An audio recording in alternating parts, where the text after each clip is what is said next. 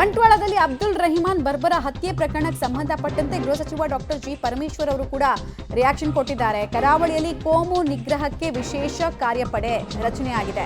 DIG ಒಳಗೊಂಡಂತೆ ವಿಶೇಷ ಕಾರ್ಯಪಡೆ ರಚನೆ ಮಾಡಿರೋದ್ರ ಬಗ್ಗೆ ಗೃಹ ಸಚಿವ ಡಾಕ್ಟರ್ ಜಿ ಪರಮೇಶ್ವರ್ ಅವರು ಹೇಳ್ತಾ ಇದ್ದಾರೆ. ಆಮೇಲೆ ಶಾಂತಿ ಸಭೆಯನ್ನು ನಡೆಸಿ ಎಲ್ಲ ಮುಖಂಡರನ್ನು ಕರೆಸಿಬಿಟ್ಟು ಅಂತ ಕೂಡ ಹೇಳಿದ್ದಾರೆ. ಕೊಲೆಗೆ ಪ್ರತೀಕಾರ ಕೊಲೆ ಅನ್ನೋ ರೀತಿಯಲ್ಲಿ ಆಗ್ಬಿಟ್ಟಿದೆ. ಕೋಮು ಗಲಭೆ ಹತ್ತಿಕ್ಕದೆ ನಾವು ಬಿಡೋದಿಲ್ಲ. ನಮ್ಮ ಮೋಟಿವೇ ಈಗ ಗಲಭೆಗಳನ್ನು ತಡೆಯೋದು, ಸ್ವಸ್ಥ ಸಮಾಜವನ್ನು ನಿರ್ಮಾಣ ಮಾಡೋದು ಅಂತ ಗೃಹ ಸಚಿವರು ಹೇಳ್ತಾ ಇದ್ದಾರೆ. ಆಂಟಿ ಕಮ್ಯುನಲ್ ಫೋರ್ಸ್ ಕಾರ್ಯಗತಕ್ಕೆ ಬರುತ್ತಂತೆ. ಸರ್ಕಾರಿ ಆದೇಶವನ್ನ ನಿನ್ನೆ ದಿವಸನೇ ಬಿಡುಗಡೆ ಮಾಡಿದ್ದೇವೆ. ಅದನ್ನ ನಿನ್ನೆ ಅಲ್ಲಿ ಮಂಗಳೂರಲ್ಲಿ ಹೇಳಿ ಬಂದು ನಾಳೆ ಬೆಳಗ್ಗೆ ಇಲ್ಲಿ ಫೋರ್ಸ್ ಮಾಡೋಕ್ಕಾಗೋದಿಲ್ಲ. ಅದನ್ನ ಯಾವ ರೀತಿ ಮಾಡಬೇಕು, ಅದು ಯಾವ ತೀರ ಸ್ಟ್ರಕ್ಚರ್ ಮಾಡಬೇಕು, ಅದನ್ನೆಲ್ಲ ಇಷ್ಟು ದಿವಸ ಸಮಯ ತಗೊಂಡು ಮಾಡಿದ್ದೇವೆ.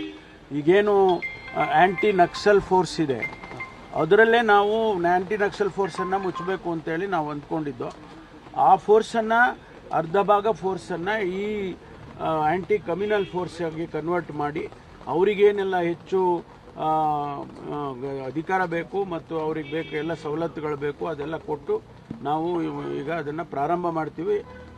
ಮೂರು ಕಡೆ 3 ಜಿಲ್ಲೆಯಲ್ಲಿ ಅಂತ ಹೇಳಿದ್ದೇವೆ. ಶಿವಮೊಗ್ಗ ಮತ್ತು ಉಡುಪಿ ಮತ್ತು ಮಂಗಳೂರು, ಆ ಜಿಲ್ಲೆಗಳಲ್ಲಿ ಹೆಚ್ಚು ಫೋಕಸ್ ಮಾಡಿ ನಾವು ಮಾಡ್ತೇವೆ. ಮಂಗಳೂರಲ್ಲಿ ಏನು ಘಟನೆ ನಡೆದಿದೆ ಅದರ ಬಗ್ಗೆ ಭಾಳ ಆಂಟಿ ಕಮ್ಯುನಲ್ ಫೋರ್ಸ್ ಇನ್ನೂ ಕೂಡ ಕಾರ್ಯರೂಪಕ್ಕೆ ಯಾಕೆ ಬರಲಿಲ್ಲ ಅನ್ನೋ ಪ್ರಶ್ನೆಗೆ ಅವ್ರು ಕೊಡ್ತಾರ ಉತ್ತರ. ಸರಿಯಾದಂತಹ ಎಕ್ಸ್ಪರ್ಟ್ ಇರೋ ಟೀಮ್ನ ರೆಡಿ ಮಾಡ್ಕೊಳ್ಬೇಕಾಗಿದೆ.